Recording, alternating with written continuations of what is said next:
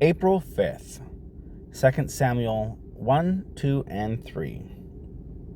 2 Samuel 1. And it came to be, after the death of Saul, when David had returned from striking the Amalekites, that David remained 2 days in Ziklag.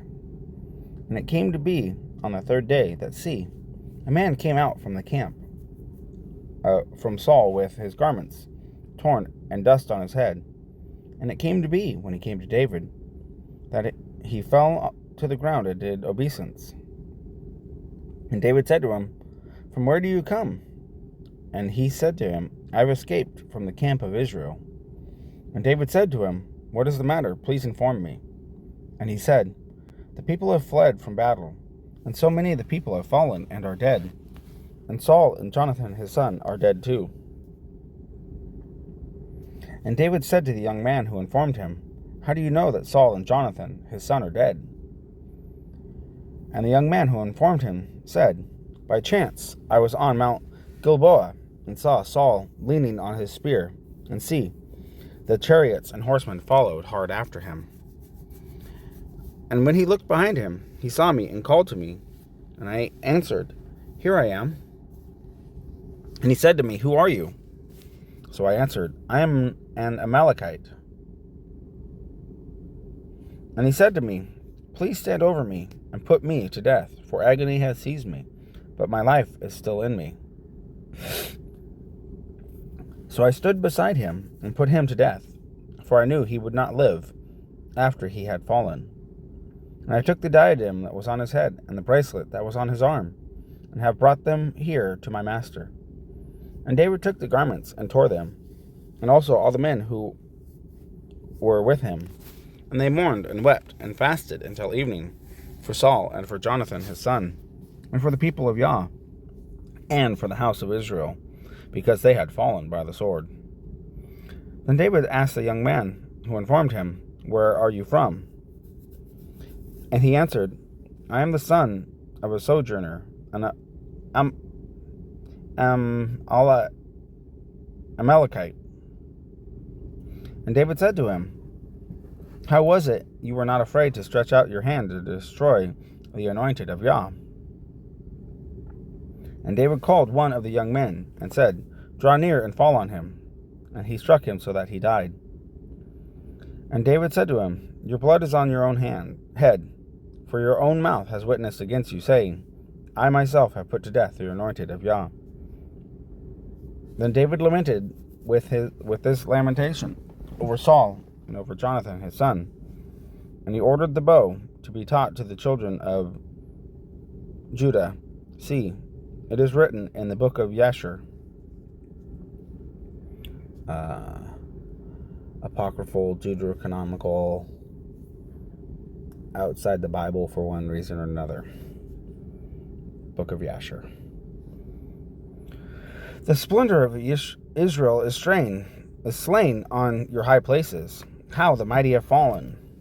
Declare it not in Gath, proclaim it not in the streets of Ashkelon, lest the daughters of the Philistines rejoice, lest the daughters of the uncircumcised exult. Mountains of Gilboa, no dew or rain be upon you, nor fields of offerings. For there the shield of the mighty lay rejected, the shield of Saul not anointed with oil. From the blood of the slain, from the fat of the mighty, from the bow of Jonathan. The bow of Jonathan did not turn back, and the sword of Saul did not return empty. Saul and Jonathan were beloved and pleasant in their lives, and in their death they were not parted. They were swifter than eagles, they were stronger than lions. Daughters of Israel, weep over Saul, who wrapped you in scarlet with finery, who decked your robes with ornaments of gold. How the mighty have fallen in the midst of battle. Jonathan was slain in your high places. I am distressed for you, my brother Jonathan. You have been very pleasant to me. Your love to me was wondrous, surpassing the love of women. How the mighty have fallen, and the weapons of battle perish." 2 Samuel 2. And it came to be afterwards that David inquired of Yah, saying, "Do I go up to any of the cities of Judah?" And Yah said to him, Go up. And David said, Where should I go up? And he said, To Hebron. And David went up there, as well as his 2 wives, Ahinoam the Yisraelitess, and Abigail, the widow of Nabal the Carmelite. And David brought up the men who were with him, each man with his household, and they dwelt in the cities of Hebron. And the men of Judah came and anointed David sovereign over the house of Judah there. They also reported to David, saying, The men of Jabesh Gilead are they who buried Saul. David then sent messengers to the men of Jabesh Gilead and said to them, You are blessed of Yah, for you have shown this loving commitment to your master, to Saul, that you buried him. And now Yah show loving commitment and truth to you, and I am also going to do you good, because you have done this deed. And now let your hands be strengthened and be brave, for your master Saul is dead, and also the house of Judah has anointed me sovereign over them. But Abner, son of Ner, commander of the army of Saul, took Ishbosheth, the son of Saul, and brought him over to Manaim, and set him up to reign over Galaad, over the Asherites, and over Israel, and over Ephraim, and over Benjamin, and over all Israel. Ishbosheth, son of Saul, was 40 years old when he began to reign over Israel. And he reigned 2 years. Only the house of Judah followed David. And the time that David was sovereign in Hebron over the house of Judah was 7 years and 6 new moons. And Abner, son of Ner, and the servants of Ishbosheth, son of Saul, went out from Manaim to Gibeon. And Joab, son of Tzruah, and the servants of David went out and met them by the pool of Gibeon. And they sat down, one on one side of the pool, and one on the other side of the pool. And Abner said to Joab, Let the young men now rise and compete before us. And Joab said, Let them rise. And they rose and went over by number, 12 from Benjamin, followers of Ishbosheth, son of Saul, and 12 from the servants of David.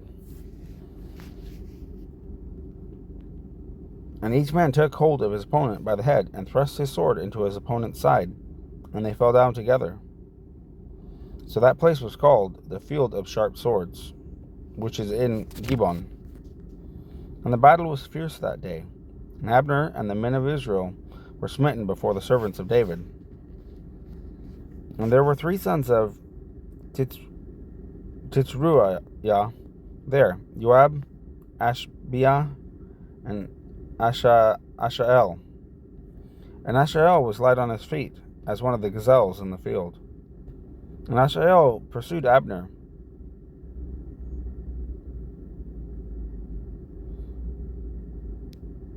Sorry, I lost my spot. And in going, he did not turn aside to the right or to the left from following Abner. And Abner looked behind him and said, Are you Ashael? And he answered, I am. And Abner said to him, Turn aside to your right hand or to your left, and lay a hold of one of the young men, and take his armor for yourself.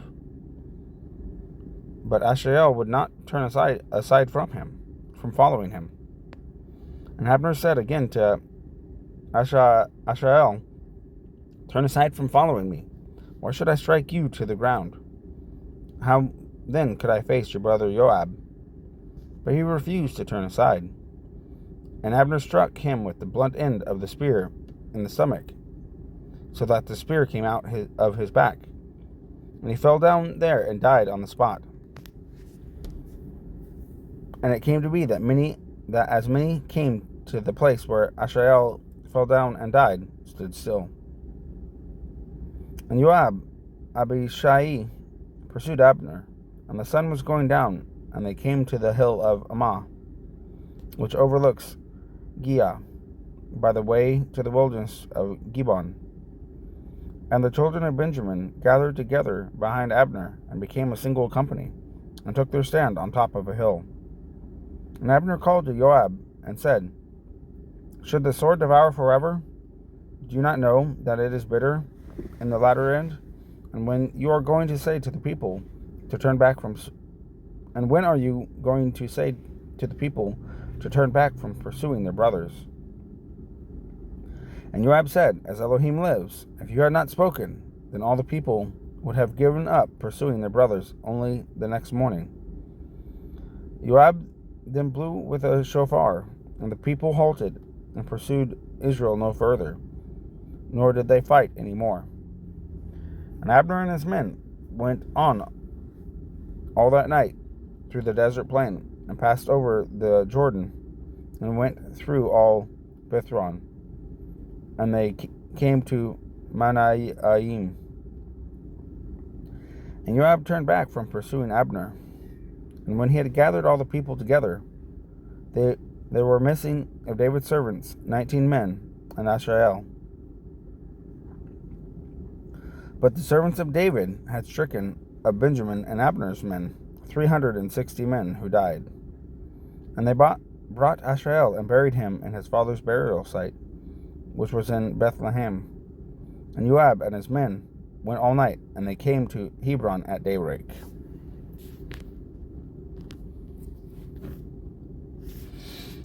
Second Samuel 3. And the fighting between the house of Saul and the house of David was long and drawn out. But David was going on and was strong, and the house of Saul was going on and was weak. And sons were born to David in Hebron. And his firstborn was Amnon by Naomi, the Israelite. And his second, Kilab, by Abigail, the widow of Nabal, the Carmelite. And the third, Absalom, son of Maacah, daughter of Talmai, sovereign of Geshur. And the fourth, Adoniah, son of Haggith. And the fifth, Sephathiah, son of Abital. And the sixth,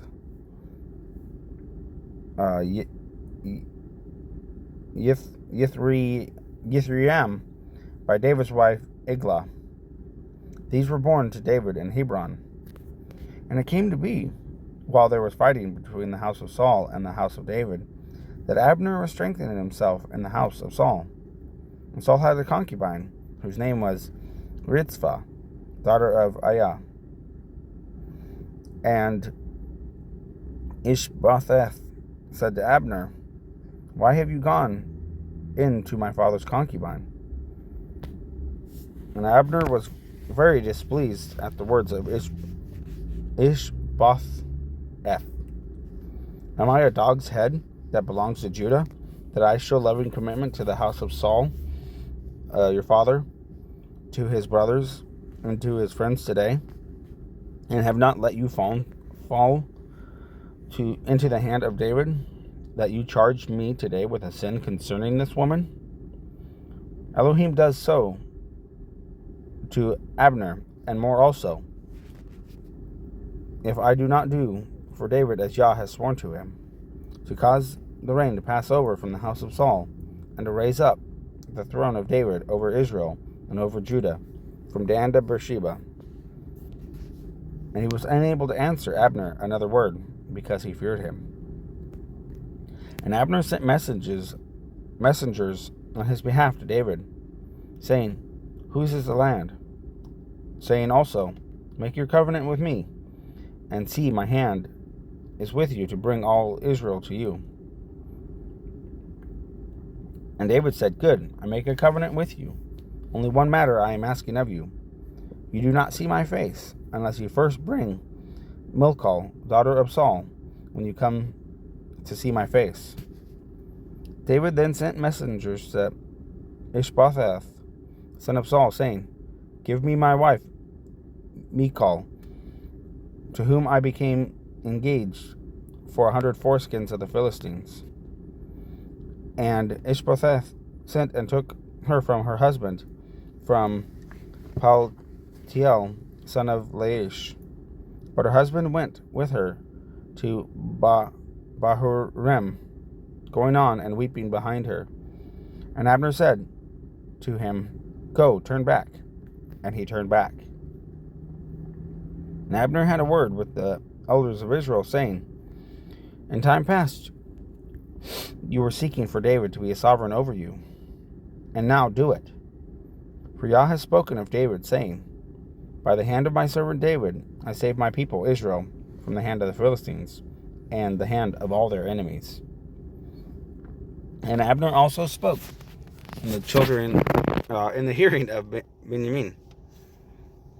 And Abner also went to speak in the hearing of David in Hebron, all that seemed good to Israel, and all the house of Benjamin. And Abner and 20 men with him came to David at Hebron. And David made a feast for Abner and the men who were with him. And Abner said to David, Let me arise and go and gather all Israel to my master, the sovereign, and let them make a covenant with you, and you shall reign over all that your being desires. And David sent Abner away, and he went in peace. And see, the servants of David and Joab came from a raid and brought much spoil with them. But Abner was not with David in Hebron, for he had sent him away, and he had gone in peace. And Joab and all the army that was with him came, and they reported to Joab, saying, Abner, son of Ner, came to the sovereign, and he sent him away, and he has gone in peace. And Joab went to the sovereign and said, What have you done? See, Abner has come to you. Why is it that you sent him away, and he has already gone? You know that Abner, son of Ner, came to deceive you, to know you're going out and you're coming in, and to know all that you are doing. Joab then left David, and he sent messengers after Abner, who brought him back from the well of Sirah. But David did not know of it. Thus Abner returned to Hebron, and Joab took him aside in the gate to speak with him privately, and there struck him in the stomach so that he died, for the blood of Azael, his brother. When David heard it afterwards, he said, My reign and I are guiltless before Yah forever of the blood of Abner, son of Ner. Let it rest on the head of Joab and on all his father's house. And let there never fail to be in the house of Joab one who has a discharge, or is a leper, or is taking hold of a staff, or falls by the sword, or who lacks bread. So Joab and Abishai, his brother, killed Abner, because he had killed their brother Asael at Gibeon in the battle. And David said to Joab and to all the people who were with him, Tear your garments, gird yourselves with sackcloth, and mourn for Abner. And sovereign David followed the coffin. And they buried Abner in Hebron. And the sovereign lifted up his voice and wept at the burial site of Abner, and all the people wept. And the sovereign sang a lament over Abner, and said, Should Abner die as a fool dies? Your hands were not bound, nor your feet put into shackles, as one who falls before sons of evil, so you fell. And all the people came to cause David to eat food while it was still day.